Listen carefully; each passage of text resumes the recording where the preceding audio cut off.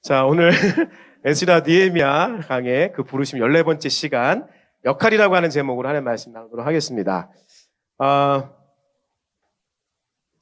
오늘 말씀의 본문을 읽어보면 성경 필사하시는 분이 느헤미야 누가 필사하셨어요? 느헤미야 필사가 누구야? 여기 없는 분인가 지금?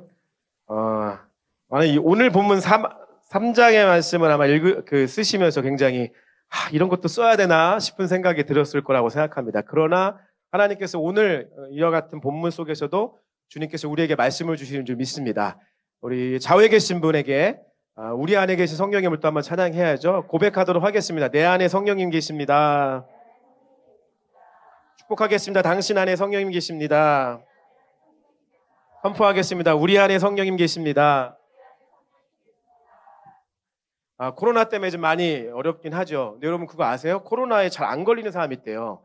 스님들이 그렇게 코로나 안 걸린대요. 스님들이. 왜 그런지 아세요?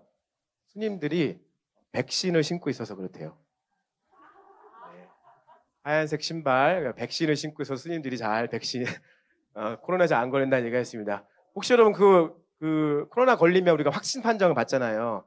그 확진자에 대한 새로운 그 의학적 정의가 생겼어요. 뭐냐면 확진 받으면 집에서 머무니까 확 찐다. 할렐루야. 확진. 원년 전권 아니시면 내가 골똘히 확진자, 백신, 여러분 유의하시면서 이 시기를 즐겁게 넘어가시는, 이겨내실 수 있는 저 여러분 되시길 예수님의 이름으로 축복합니다. 할렐루야. 자, 우리 지난주 우리가 느헤미야는 기도만 하는 사람이 아니었다라고 이제 말씀드렸어요. 철저히 준비하는 사람이다. 느헤미야는 말만 앞세우는 사람이 아니었다. 전략을 가진 세밀한 사람이었다. 또한 느헤미야는 비전만 가지고 있는 사람이 아닙니다. 그는 비전을 성취하기 위하여 기꺼이 대가를 지불하는 사람입니다. 오늘 본문의 말씀은 느헤미야가 지난주 비전을 품었고요. 그 비전만 가지고 있는 것이 아니라 나 이런 비전이 있어라고 자랑만 하는 것이 아니라 그 비전을 이루기 위해서 대가를 치르는 그런 느헤미야의 모습을 통해서 우리가 함께 은혜를 나누고자 합니다. 먼저 광고를 하나 드리면 저희가 이제 다음 주일 예배는 창립 5주년 감사와 비전 예배를 드립니다. 창립 5주년 감사 비전 예배를 드리면서 우리가 맞춰서 40일 릴레이 금식 기도 지금 하고 있잖아요. 40일 릴레이 금식 기도가 끝나는 날인데 주일날이 제가 5주년이에요. 5주년. 우리 교회가 이제 5주년이 되는구나. 지난 5년의 시간을 이제 하나님께서 우리를 지키시고 보호해 주시고 여기까지 인도하신 그 에베네zer 하나님 앞에 어떤 것을 가장 좋은 선물을 드릴까라고 하는 생각을 했어요. 사실 제가 기대하는 것은 40일 릴레이 금식 기도 열심히 하고 제가 성령 충만하고 마지막 부흥의 3일 동안 제가 아마 카리스마틱한 사역들을 하려고 하는 마음이 굉장히 많이 있었어요. 뭔가 주님께서 이렇게 기름 부어주시고 다시 우리 공동체 안에 이러한 일들의 역사들을 일으켜 세우시고자 하시는 주님의 뜻도 발견했고 또 그 시간이 되기를 소망해서 약간 칼을 좀 갈면서 우리 부르심교회에서 아직 5주년 지나는 동안에 아직 카리스마틱한 사역들을 한 번도 하지 않았는데 그 사역들을 이루면서 하나님 새로운 시즌으로 인도하시는 주님의 돌보심을 제가 느껴야겠다, 봐야겠다 이런 생각들을 가지고 기도해 오고 지난주 한 주 동안 이제 또 마찬가지 연속적으로 기도하는데 하나님이 제 안에 주신 감동이 그거였어요. 5주년 가장 좋은 것으로 하나님께 드리는 시간이 돼야 되겠다. 어떻게 하면 하나님께 가장 좋은 것을 드릴 수 있을까 생각했어요. 담임 목사 사역자들이 여기서 막 어떤 은사와 능력들이 나타나는 이런 일들이 하나님 가장 기쁘시게 하는 일일까?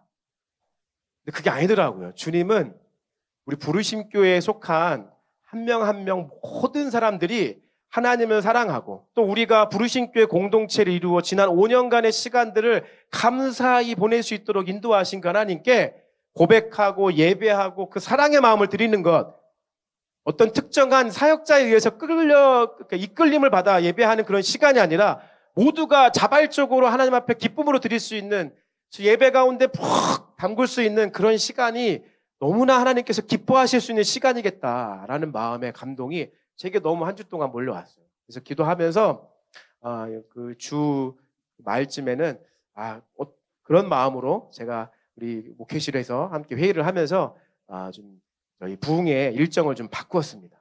부흥회가 이제 금, 토, 일 이렇게 저녁 시간 위주로 진행하려고 했던 거를 우리 모두가 함께 동참하면서 기쁨으로 예배할 수 있는 시간으로 갈 수 있도록 토요일 주일에만 토요일 저녁 7시부터 주일 아침 7시까지 우리 12시간을 릴레이 예배로 드리는 하나님께 가장 좋은 것으로 드릴 수 있는 우리 부르심 교회 5주년 감사 예배가 됐으면 좋겠다.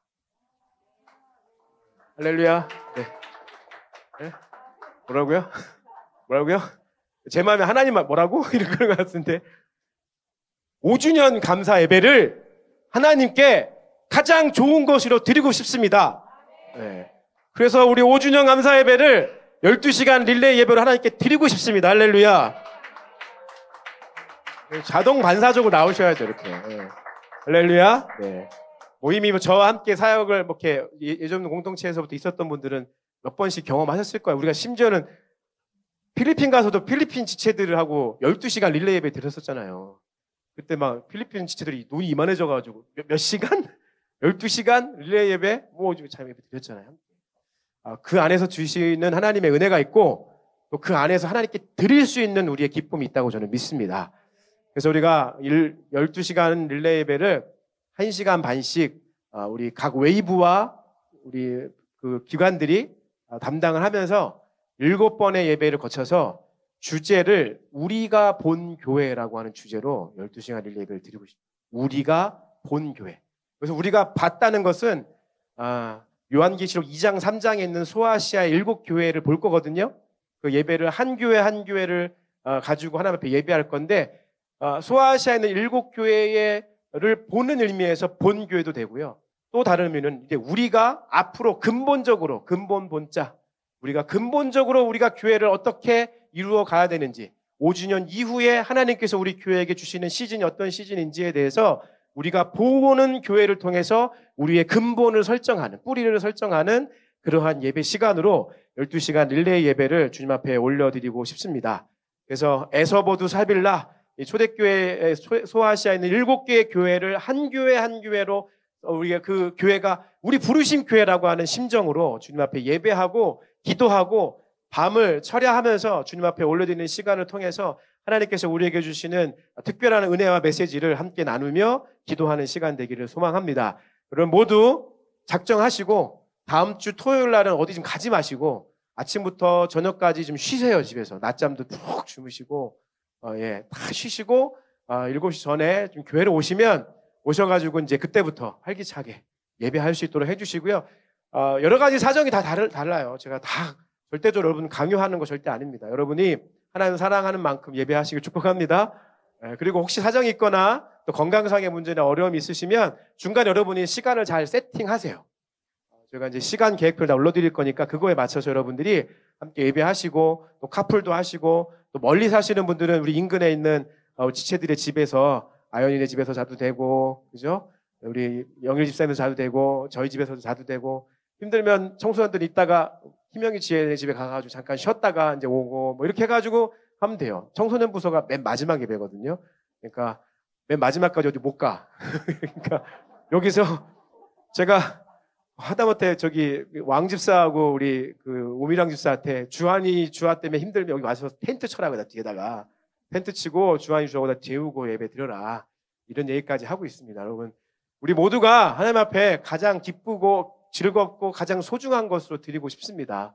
그 마음으로 12시간 릴레이 예배 함께 드려주시고요. 그 예배로 우리가 이제 주일 예배까지 저희 다 드리는 것으로 해서 12시간 릴레이 예배를 드리도록 하겠습니다. 그러한 마음으로 우리 또 함께 주님 앞에 기쁨으로 예배하는 시간 되었으면 좋겠고요. 오늘 느헤미야가 가지고 있었던 그 비전이 또한 저와 여러분 우리 부르심 교회의 비전이 반드시 되기를 소망합니다. 느헤미야는 결단코 말로만 입으로만 비전을 떠드는 사람이 아니었다는 거예요. 그는 철저하게 그 비전을 제시한 것만큼 대가를 치르며 행동으로 옮겼던 사람이었습니다. 먼저 우리가 본문의 말씀을 잘 이해하기 위해서 당시에 느헤미야가 건축하고 있는 재건하고 있는 무너진 예루살렘 성벽이 어떠한 모습이었는지를 어떠한 상황이었는지를 한번 잠깐 보도록 하겠습니다. 지도를 보시면 잘 나타나 있지는 않겠지만 대충 여러분이 보실 때 성벽처럼 보이는 저 구간이 예루살렘 성벽이에요. 예루살렘 성 안에 사는 사람도 있고 성 밖에 사는 사람도 있는 거죠. 근데 이때 당시에 이 성벽이 이미 다 무너졌다는 거예요.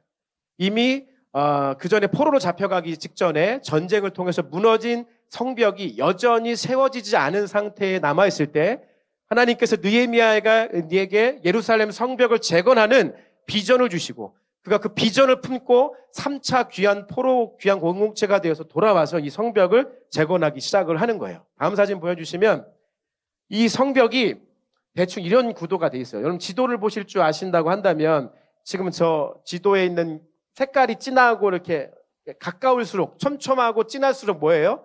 비탈졌다는 얘기잖아요. 지금 예루살렘 성벽이 이런 모양으로 되어 있는데 구조를 보면 우리가 처음 시작하는 공사가 어디냐면 맨 위에 오른쪽에 보면 보이실지 모르겠지만 양문이 있습니다.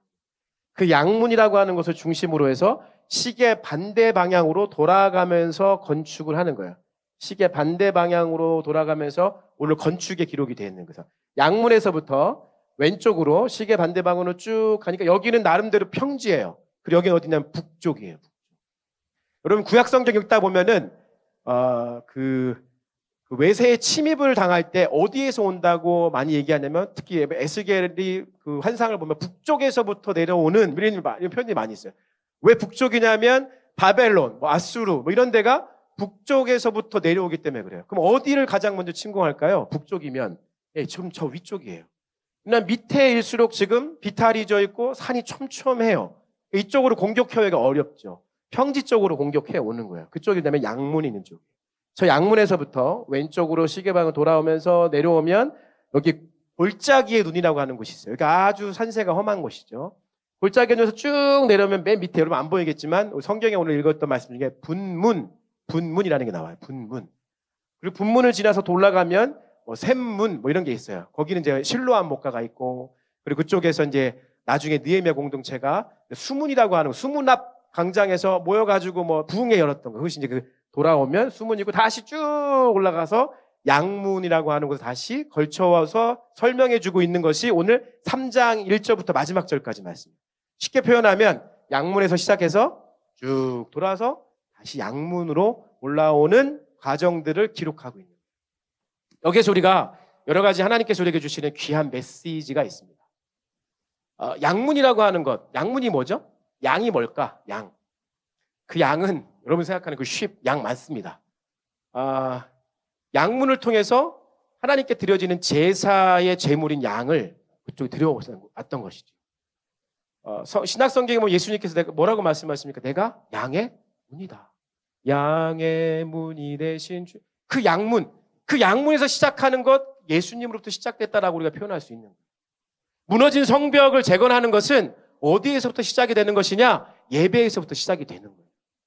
저와 여러분의 삶의 무너진 성벽을 다시 한번 재건하려면 어디부터 시작을 해야 되는 거예요? 예배에서부터 시작을 해야 되는 거예요. 우리 삶의 새로운 무너진 성벽을 재건하는데 가장 먼저 시작해야 될 것은 예배라는 사실이 있지 않으시길 예수님 여러분 축복합니다. 거꾸로 얘기하면 이 예배가 예배되지 못하도록 북쪽에 있는 양문, 외적이 침입해서 악한 원수된 사단이 우리의 삶을 무너뜨리기 위해서 가장 먼저 공격하는 곳이 어디겠어요? 양문, 예배인 거예요. 저와 여러분의 삶이 무너지게 만들기 위해서 사단이 제일 먼저 공격하는 것은 지금 저와 여러분이 드리고 있는 이 예배를 온전하게 드리지 못하도록 예배를 방해하고 예배를 공격하는 것이죠. 그래서 한 번 예배가 무너지고 두 번 예배가 무너지기 시작하면 내 삶의 모든 하나님의 견고한 진리의 성벽이 다 무너져 버리는 거예요. 기억하세요. 예배가 시작이고요. 예배가 가장 소중하고요. 예배를 지켜내셔야 돼요. 저는 여러분의 예배를 놓치지 않도록 예배에 실패하지 아니하도록 단 한 번 드려지는 예배라 할지라도 단 한 곡 드려지는 찬송이라 할지라도 그 찬송의 깊이를 가져가시길 예수님의 이름으로 축복합니다. 제가 40일 릴레이 이제 음식 기도회 모이면서 우리 집사님들이 다 들어오세요. 매일 저녁마다 또 매일 날마다 이른 아침 예배 드리잖아요. 근데 스페이스 줌에 들어와서 함께 예배를 드리면 한 곡씩 하거든요. 근데 여러분들은 어떻게 느낄지 모르겠지만 제가 관찰을 해봐요. 근데 제가 요즘에 관찰하면 느끼는 바가 뭐냐면 우리 어른들 매일매일 들어와서 함께 하시는 분들의 관찰의 포인트가 뭐냐면 찬양 한 곡을 온라인을 통해서 우리의 입술이 아니라 누군가의 영상을 틀어놓고 찬양을 하는데도 태도가 많이 달라지셨어요. 그 한 곡을 틀어놓고도 눈을 감고 깊이 있게 음미하려고 하시는 분들도 계시고, 한 곡 한 곡, 그 한 구절 한 구절, 한 찬송의 한 소절을 놓치지 않기 위해서 열심히 부르시는 분들이 계시고, 우리가 왜 40일 릴레이 금식 기도하면 기도회를 왜 모입니까? 여러분에게 그 기도회를 인도하라고 제가 여러분에게 짐을 얹어드린 겁니까? 그 시간들을 매주 해나가면서 여러분 바뀌셔야죠. 여러분의 지금 기도가 바뀌셔야죠. 여러분이 한 찬송을 부르는 그 찬송에 대한 여러분의 애티튜드가 바뀌어야죠. 40일 릴레이 금식 기도를 하면서 저와 여러분이 드리는 그 구간의 기도의 모임 시간에만 바뀌어지면 안 되고요. 여러분이 매일매일 드릴 수 있는 식사 기도부터 여러분의 태도가 달라지죠. 왜 40일 릴레이 금식 기도 왜 합니까? 무슨 거창한 것이 있다고 합니까? 여러분이 찬송 한 곡에 대한 태도가 달라지지 않는데, 식사 기도하는 그 기도의 태도가 달라지지 않는데 우리 가운데 어떠한 변화가 있을 수 있겠습니까? 예배는 멀리 있는 것이 아니고요. 하지만 가장 가까이에 있으면서 가장 중요한 것이고요. 예배는 하나님이 가장 기뻐하시는 것이면서 예배는 사단이 가장 공격하기를 원하는 곳이 바로 예배인 것입니다. 단 한 번의 예배가 흐트러지지 않도록. 그러기 위해서 여러분의 예배의 컨디션을 유지하기 위해서 노력을 하세요. 토요일 저녁이 되면 좀 일찍 좀 주무세요. 할 거 다 하고 놀 거 다 놀고 나서 주일 나와가지고 오늘 예배에 집중이 잘 안 돼. 이러는 어리석은 영적인 무지함이 어디에 있습니까? 예배가 먼저 회복되어져야 되고 예배를 지켜내셔야 됩니다. 그럴 때 무너진 성벽을 온전하게 재건할 수 있고 그 성벽을 유지할 수 있는 것입니다. 예배의 중요성, 예배에 대한 간절함이 있으시길 예수님의 이름으로 축복합니다. 두 번째, 느헤미야를 통해서 우리가 배울 수 있는 것은 느헤미야와 함께했던 모든 공동체들의 리더십을 배울 수 있습니다. 그들의 리더십이 무엇이었을까? 모든 리더십들이 열심히 헌신했다는 것입니다. 1절 말씀에 보면 그때의 대제사장 엘리야십이 그의 형제 제사장들과 함께 대제사장과 또 제사장들과 함께 양문을 어떻게 했대요? 건축했대요. 여러분 율법상 제사장들에게는 이런 건축하는 일의 노동에 참여할 의무가 없습니다. 성전과 예배, 성전을 관리하고 예배를 드리는 것을 제사를 주관하는 것만으로도 그들의 역할은 충분합니다. 피곤할 수 있습니다. 어려울 수 있습니다. 그러나 가장 먼저 주어진 리더십들이 손발을 걷어놓고 열심으로 건축하는 데 참여했습니다. 예배를 소홀히 하지 않았습니다. 성전을 관리하는 것을 소홀히 하지 않았습니다. 그것을 다 해내고도요. 자기의 일상의 삶에 자기에게 주어진 것들을 다 해내고도요. 하나님 나라의 건축을 위해서 손발 걷어내고 열심으로 참여하는 것. 그게 바로 느헤미야 공동체들의 리더십의 모임이었습니다. 저는 우리 부르심 교회가 앞으로 3년 동안 중장기 비전 계획을 가지고 있습니다. 그 중에 첫 번째로 우리 교회에 직분자를 세우겠다라고 말씀드렸어요. 장로님, 원사님, 안수 집사님, 또 집사님들을 막 세울 것입니다. 저는요, 담임 목사로서 우리 부르신 교회에 직분자가 세워진다면 그 직분자는 자기의 부르신 일상의 자리에서 최선을 다하는 사람인 것은 말할 것도 없고요. 동시에 교회에 무슨 일이 있다, 교회에 어떤 일이 있다, 가장 먼저 교회에 나올 수 있는 사람이 직분자가 되어야 된다고 저는 믿습니다. 손발을 걷어붙이고 교회 일을 위해서 열심으로 내 삶도 돌보는 게 당연하지만 앞다투어서 교회 일을 위해서 열심히 해낼 수 있는 사람, 그 사람이 직분자가 되어야 된다고 믿습니다. 그게 리더십입니다. 근데 우리 본문의 말씀에 보면 그렇지 않은 사람도 있어요. 5절 말씀에 보니까 그 다음은 드고아 사람들이 중수하였으나 그 귀족들은 그들의 주인들의 공사를 분담하지 아니하였으며. 드고아 사람의 공동체가 있었는데 이 드고아 사람 중에는 귀족도 있었어요. 평민도 있고 귀족도 있는데 귀족의 리더십이죠. 그 귀족들은요, 내가 이런 일을 어떻게 해? 내가 손발에 먼지 묻혀가면서 어떻게 건축 이런 일을 해? 내가 손발에 먼지 묻혀가면서 교회 청소를 왜 해? 내가 이런 일을 왜 해? 라고 생각하는 거예요. 드고아의 귀족은 그것은 내가 할 일이 아니야 라고 하면서 그들의 주인이 영어로 말하면 슈퍼바이저예요. 슈퍼바이저. 그러니까 이제 우리 전문 용어로 말하면 공사장에서 오야지 얘기하는 거죠. 예, 현장 감독을 얘기하는 거예요. 현장 감독이 말 안 듣는 거예요. 현장 감독이 일을 분배해 주는 거예요. 여기는 여기까지 맡으시고요. 여기 여기까지 맡으셔야 돼요. 오늘 할래야 될 분량은 이것까지 하셔야 돼요. 근데 옆에 다 듣고 평민부터 열심히 다 일을 하는데 귀족이라고 생각하는 사람은 나는 이런 일을 할 수가 없어 라고 슈퍼바이저의 말을 듣지 않는 거예요. 그리고 열심히 참여하지 않고 공무원일을 빼는 거예요. 그게 드고아의 사람의 귀족들이 했던 일이라는 거예요. 우리 두 가지를 배우죠. 열심으로 참여하는 리더십의 존경스러운 모습도 있고요. 이렇게 드고아의 귀족처럼 내가 할 일과 안 할 일들을 경계를 지으면서 자기 스스로의 자기 소견에 옳은 대로 행동하는 사람들의 귀족의 리더십이 있다는 것을 보게 됩니다. 여러분은 어디에 속하십니까? 오늘 느헤미야 공동체에 있는 리더십들의 이 모습들을 통해서 저와 여러분의 이 부르신 교회 공동체 안에서 저와 여러분의 삶을 그 모습들을 점검해 보실 수 있는 시간 되시길 예수님의 이름으로 축복합니다.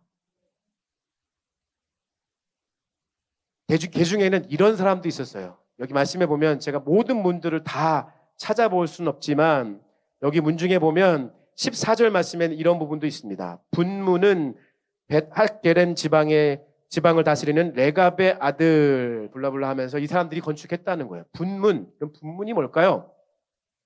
분문. 예, 분문 여러분 생각하듯이 똥문입니다. 모든 오폐수가 나오는 문입니다.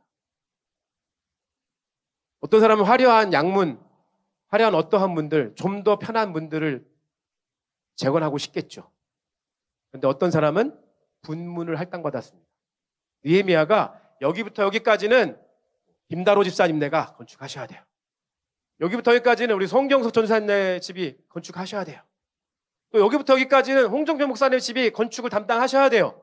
라고 느헤미야가 철저하게 계획한 전략을 가지고 다 분배를 해줬다고요. 근데 어떤 사람, 어떤 가정은 분배를 딱 받았어요. 분배 받은 게 뭐냐면 분문이에요.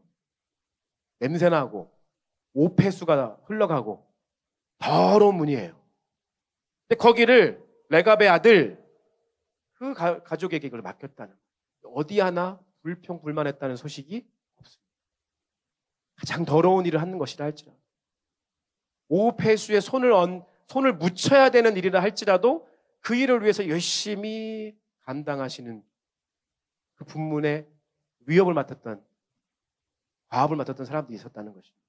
제가 언젠가도 한번 이분을 꼭 제가 가는 곳곳마다 가급적 한 번씩은 꼭 설교를 합니다. 제가 전에 있었던 교회에 제가 중학생들을 담당하고 있었을 때 교회 저희 부서의 부장님도 아니셨어요. 부장님도 아니시고 그분은 그냥 평범한 교사 선생님의 집사님이셨어요. 나중에 그분이 장로님이 되셨는데 수련회를 가면 여름에 이제 수련회를 하면 밥 먹고 남으면 뭐가 나와요? 짬이 많이 남잖아요. 남은 음식들이 많이 남는데 그걸 처리를 해야 돼요.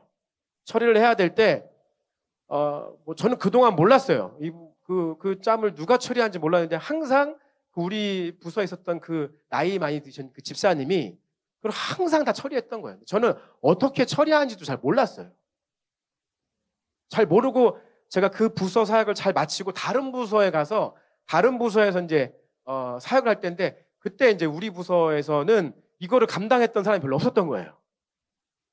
한 여름 수련회 때였는데 청소년 수련회 여름 하고 있는데 저한테 막 전도사 때니까 전도사님 큰일 났다는 거야. 음식물이 하도 많이 남아가지고 어떻게 할지 모르겠다는 거야. 그러니까 막 지금 남은 음식이 막 흘러 넘치는 거예요. 그 전에 있던 그 부서에서는 우리 교회 그 담당했던 그 집사님이 항상 모든 그 더러운 음식물 찌꺼기 남은 것들을 다 가져다가 한쪽 멀리 가셔가지고 그거를 땅을 파고 뭐를 하고 해서 다 깨끗이 누구도 불편함이 없도록 다 모든 것들을 처리해 놓으셨던 거예요.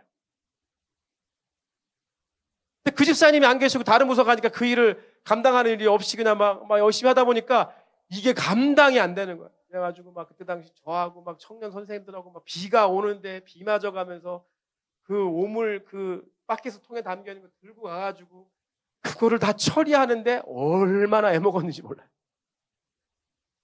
그때야 비로소 제가 깨달았어요. 이렇게 어렵고 사실 더럽고 냄새나는 일이지만 묵묵하게 그 일을 잘 감당하셨던 그 선생님이 그 남자 집사님이 너무 그립더라고요. 참 성품이 좋으시고 조용하시고 말도 없으세요. 근데 묵묵하게 모든 일들을 다 해내시는 분이죠. 혹시 아시는 분들 이홍구 장로님이라고 제가 너무 존경하는 분 중에 한 분입니다. 청소년부서가 수련회를 하면 뭘 하면 무조건 연중에 모든 여름 휴가나 겨울 휴가는 다 거기에 있는 거예요. 왜요? 가서 다 봉사해야 되니까. 집사님, 권사님들 맡겨주시면 모든 여름 휴가, 겨울 휴가가 청소년들과 다음 세대를 섬기기 위해서 다 휴가 내서 가서 식당 봉사하고 다 이런 봉사들을 해내는 거예요. 그게 리더십들의 모습이었고요. 그 중에는 분문과 같이 더럽고 냄새나는 일들까지도 기쁨으로 감당하는 사람들이 있다는 거죠. 저는 우리 청소년들과 다음 세대가 우리 부르신 교회 어른들의 이러한 모습을 담기를 예수님의 이름으로 축복합니다. 청년들이 아멘하고 청소년들이 아멘해야 되는데 왜 집사님들이 아멘하고 계세요? 청소년 청년들 그렇게 되시기 예수님의 이름으로 축복합니다. 오늘 좀 뭔가 공기가 더 산뜻한 것 같지 않아요? 어제 집사님 권사님도 오셔서 다 청소하고 가셨어요. 한번. 청소 한번 하시고 깨끗하게. 네, 박수 치려면 확실히 치든가. 박수. 네.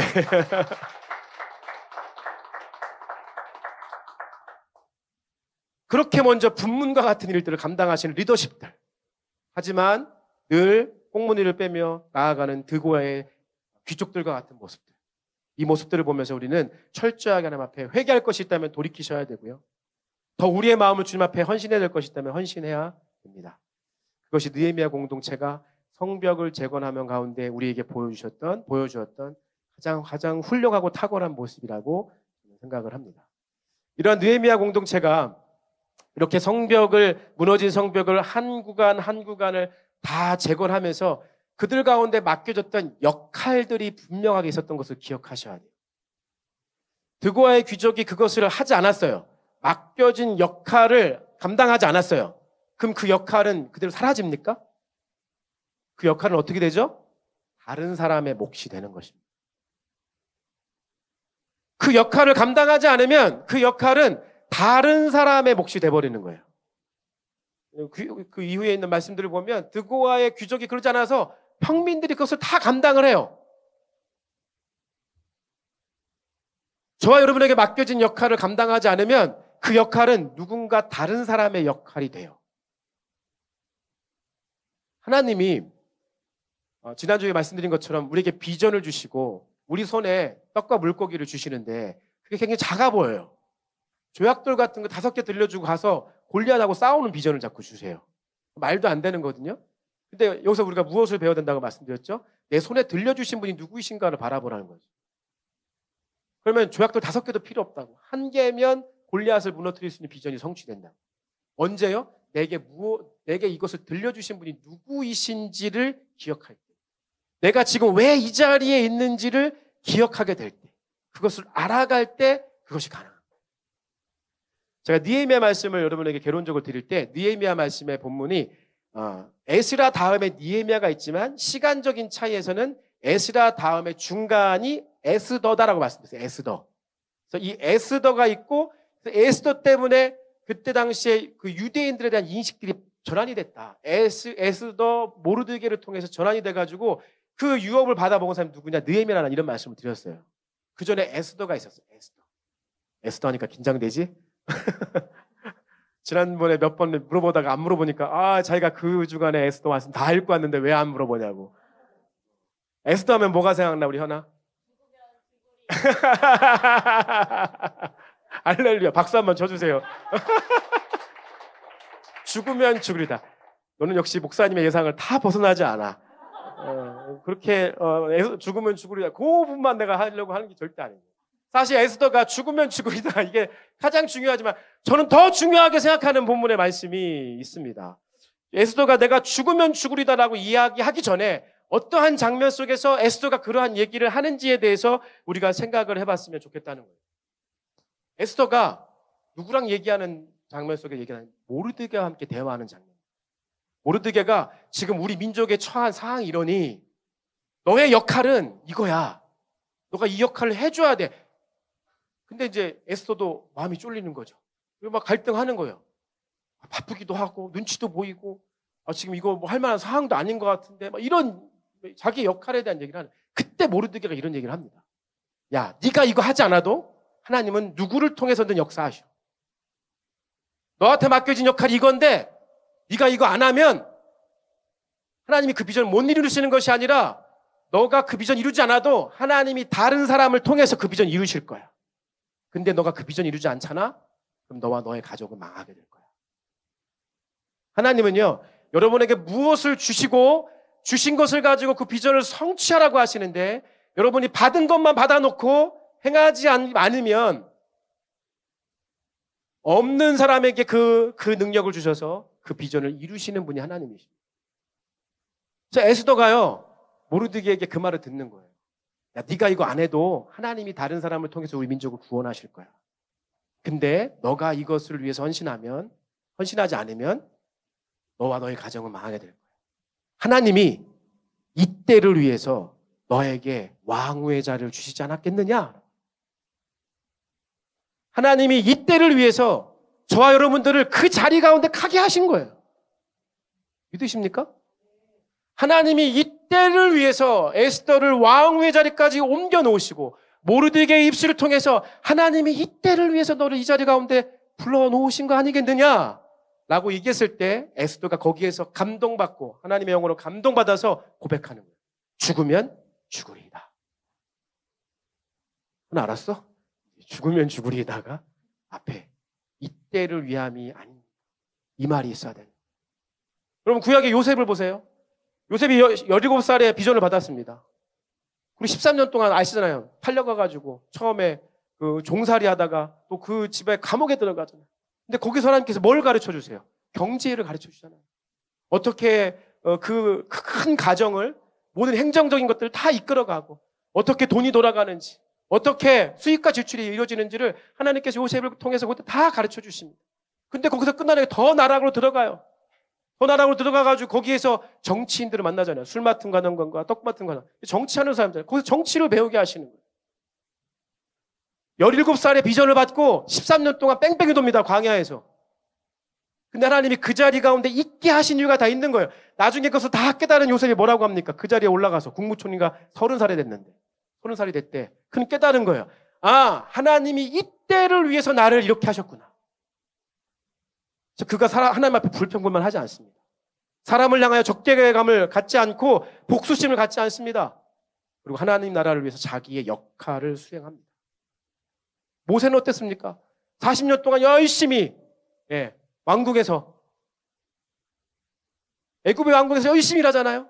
왕자로 살면서 그동안 있었던 당시에 있었던 모든 학식들이 다 애굽에 있었습니다.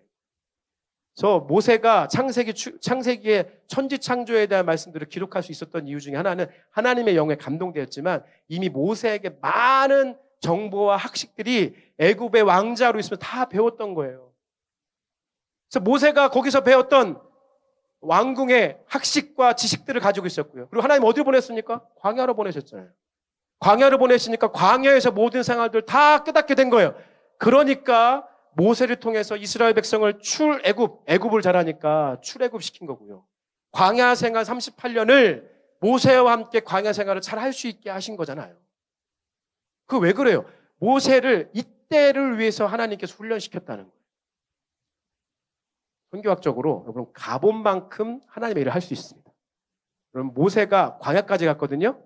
모세의 역할은 어디예요? 광야까지예요. 여호수아는 어디까지 가봤게요? 네? 가나안 땅까지 갔잖아요. 여호수아는 가나안 땅까지 갔으니까 여호수아는 어떻게 되는 거예요? 이스라엘 백성 데리고 가나안에 들어가는 거예요. 할렐루야.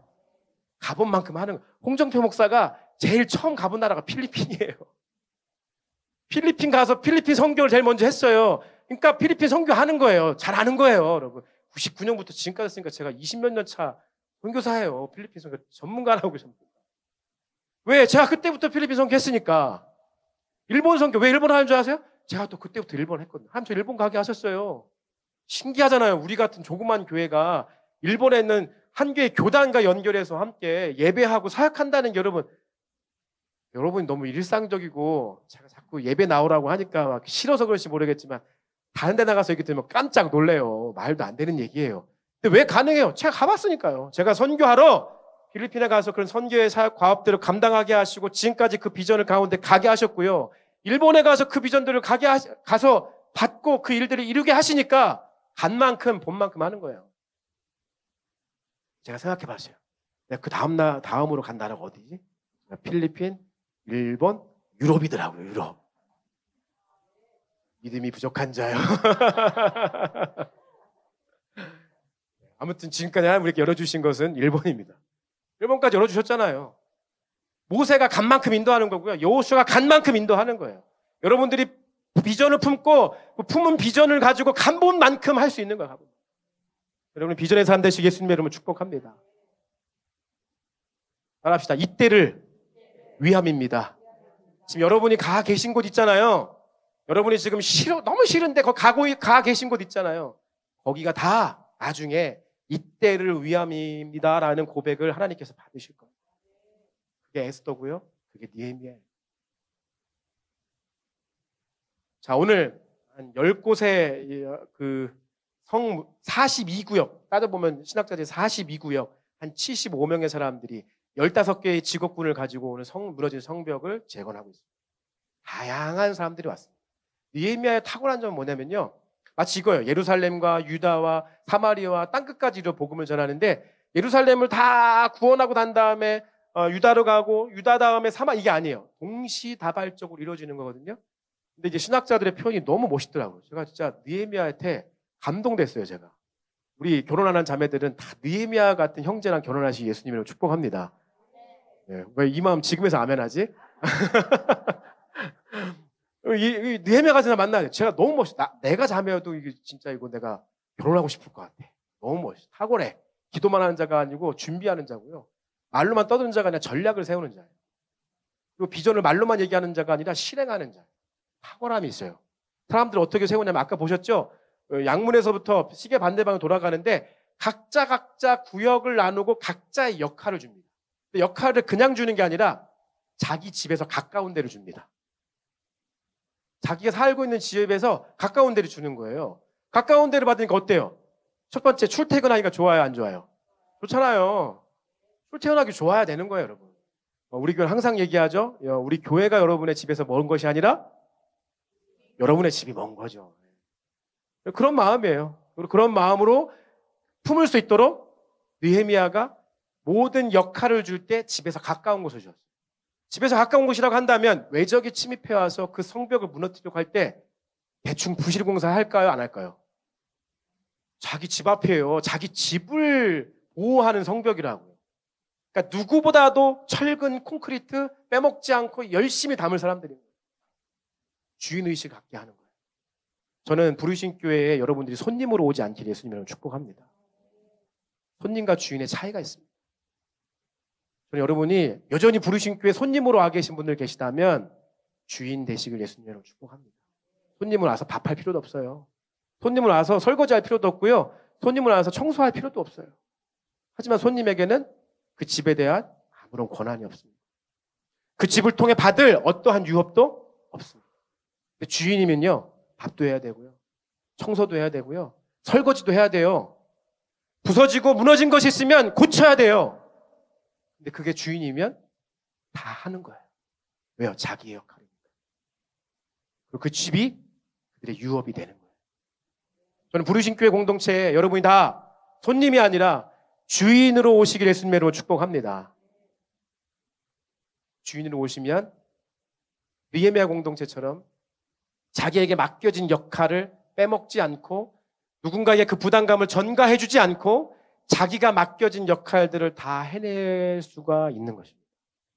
저는 춘천에 우리가 짓는 선교센터가 저 하나만의 비전이 아니라고 저는 생각합니다. 오늘 부르신 교회 모두의 비전이고요. 여러분이 이것이 부르신 교회의 손님이 아니라고 하신다면 지금 막 청년들, 청소년들도 작정하고 드리면서 주인으로서 이 역할들을 감당하려고 노력합니다. 우리 모두가 주인이 되셔야 됩니다. 여러분들이 그것을 감당하게 되면 느헤미야 공동체가 그렇게 고백합니다. 어디 하나 누구 하나 내가 성벽을 지었어라고 얘기하는 사람이 아무도 없어요. 뭐라고 고백해요? 우리가 지었다고 얘기합니다. 그 사람들의 기도는 달라지는 거예요. 하늘에 계신 우리 아버지, 우리 아버지가 되고요. 하늘에 계신 우리 아버지, 우리의 죄를 사해 주시고요. 내 죄를 사해 주시려는 게 아니라 우리의 죄를 사해 주시고요. 하나님 아버지, 우리에게 필요한 오늘의 일용할 양식을 주세요. 내게 필요한 오늘의 양식이 아니라요, 우리의 양식을 하나님께 구하는 기도로 바뀌게 되는 것입니다. 하나님이 오늘 저와 여러분에게 각양각색 여러분을 부르신 자리에서 이때를 위하여 각자에게 역할을 주셨습니다. 이 2달쯤 지나니까 신년 초에 예배 끝나고 내가 뭐 하고 가고 다 하나님 앞에 작정하고 다짐했던 것들 많이 식으셨죠? 오늘 여러분이 치울 수 있는 것들 많이 제가 준비해놨습니다. 잘 감당하고 하시길 예수님 여러분 축복합니다. 그것이 울무감으로 시켜서가 아니라 주인으로서 자발적으로 하나님 앞에 행하실 때 하나님이 그 누구보다도 그 예배를 받으실 줄 믿습니다. 우리가 느헤미야 공동체를 통해서 우리의 예배가 회복되어지고 예배를 지켜내며 그래서 무너진 우리 개인의 영역뿐 아니라 가정의 영역과 공동체 영역과 이 지역의 영역과 이 나라의 민족의 영역들을 세워나가며 우리에게 주신 비전의 가업, 선교의 가업들을 잘 완수할 수 있는 부르신 교회 모두 저와 여러분 되시기를 예수님의 이름으로 축복합니다. 함께 이 시간에 찬양하면서 기도하도록 하겠습니다.